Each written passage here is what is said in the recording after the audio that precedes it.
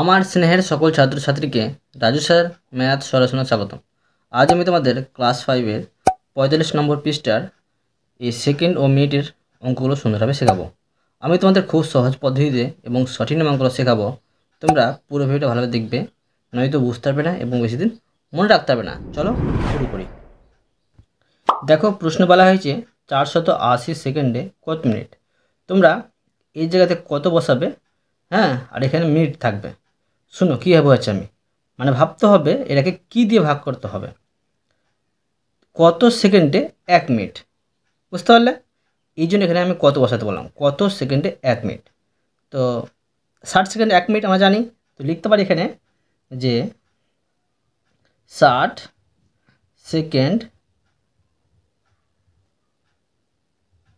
সমান 1 মিনিট। ঠিক আছে, এবার এটাকে 60 দিয়ে ভাগ করলে কিন্তু অ্যান্সারটা বেড়ে যাবে 480। তো এটা হচ্ছে 6 6টা 48, তো 0 আর এখানে 48, কত হলো এটা? এটা হলো তোমার মিনিট। পেয়ে গেলাম। অতএব 480 সেকেন্ডে 8 মিনিট। এবার দেখো খ নম্বর দিয়ে আমি প্রশ্নটি করলাম। দেখো 520 সেকেন্ডে কত মিনিট কত সেকেন্ড। আবার এখানে কত বসাও, তো কত সেকেন্ড 1 মিনিট, 60 সেকেন্ড 1 মিনিট, তো 60 দিয়ে কিন্তু ভাগ করলে কিন্তু এটা হয়ে যাবে। তো 520কে আমি 60 দিয়ে ভাগ করে নেব। তো এটা দেখো, এটা হবে 6 × 8 = 48, 9 দিয়ে বেশি হয়ে যাবে, 6 × 9 = 54, তো 6 × 8 = 48, বিয়োগ করবো 0, 12 থেকে 8 বার 4, তো এটা হচ্ছে তোমার মিনিট, আর যেটা ভাগশেষ থাকছে সেটা হচ্ছে সেকেন্ড। তো লিখে নেব, অতএব 520 সেকেন্ডে 8 মিনিট 40 সেকেন্ড। এবার দেখো গ নম্বর দিয়ে আমি প্রশ্নটি করলাম। এখানে দেখো প্রশ্ন হচ্ছে 770 মিনিটে কত ঘন্টা কত মিনিট। তো কত মিনিট 1 ঘন্টা, 60 মিনিটে 1 ঘন্টা। তো লিখতে পারি 60 মিনিটে 7 মিনিট সমান 1 ঘন্টা। তো এটাকে আমি 60 দিয়ে ভাগ করব। তো দেখো এটা 60 1 × 60 বসিয়ে নেব, 1 দিয়ে যাবে 7, আর এখানে 1, আর এখানে 0। এবার দেখো 6 দিয়ে 12 বসাবো, কেননা 3 দিয়ে বেশি হয়ে যাবে। তো এখানে করব 6 দিয়ে 12 120, 0, আর এখানে 7 থেকে 2 বাদ দিলে 5। এটা তোমার হলো ঘন্টা, আর বাকিটা থাকছে মিনিট। অতএব লিখে নেব 770 মিনিটে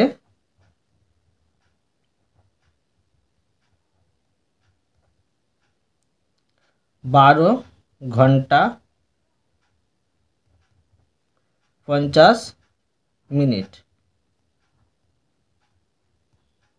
এবার দেখো ঘ নম্বর প্রশ্নটুকু নিয়েছি আমি ঘ নম্বর দিয়ে 38,370 দিনে কত মাস কত দিন।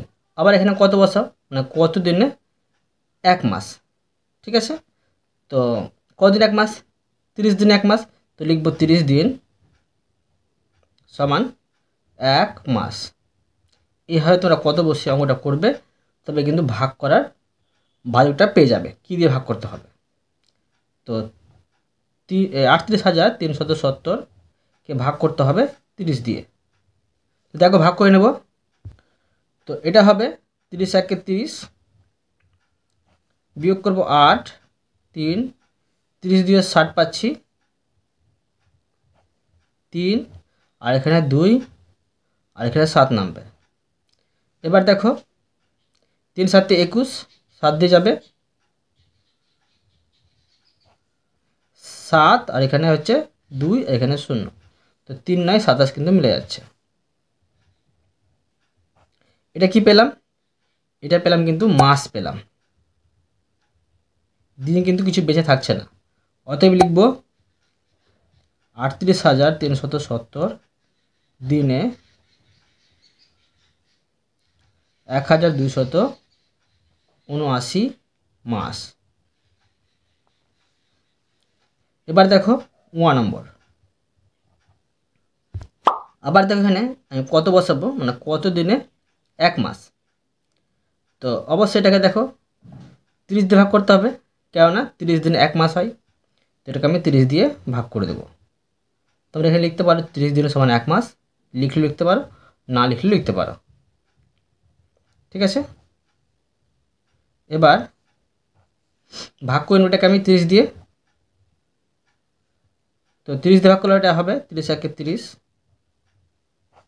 এখানে 2, আর বিয়োগ করলে 2 নামবে, আর এটা 2 নামাবো, আর এটা হবে 3 7 21, 7 দিয়ে করব 2 এখানে, আর এখানে 1, এখানে 0, 3 4 12, 4 দিয়ে এটা মিলে যাচ্ছে, আর এখানে 8 নামবে, কিন্তু 8টা কাজ যাচ্ছে না, তো কাজ করতে পারছে না, সেজন্য এর জন্য একটা এখানে 0 আসবে, যেটা কাজ হবে না সেটার বদলে কিন্তু 0 বসাতে হবে। এটা কি পেলাম? এটা পেলাম তোমার মাস, আর এটা হচ্ছে দিন। তো লিখে নেব অতএব 52,208 দিনে 1,740 মাস 8 দিন। এবার দেখো 6 নম্বর, 6 নম্বর যে প্রশ্নটা নিলাম 472 মাসে কত বছর কত মাস। আবার দেখো এখানে কি ভাবতে হবে, কত, তো কত মাসে 1 বছর, এখানে কত বসাবে, এখানে 1 বসাবে মনে মনে। তো কত মাসে 1 বছর? 12 মাসে 1 বছর, লিখতে পারি 12 মাস সমান 1 বছর। এবার এটাকে 12তে ভাগ করলে কিন্তু অ্যান্সার বেরিয়ে যাবে। 12তে ভাগ করে নেব, তো 12তে ভাগ করছি, এটা 3 12 36, আর 4 12 8, 4 দিয়ে বেশি হচ্ছে, 3 দিয়ে বসাবো, 3 12 36, বিয়োগ করবো 7 থেকে 6 বাদ 1, আর এখানে 1, আর এখানে 2 নামাবো।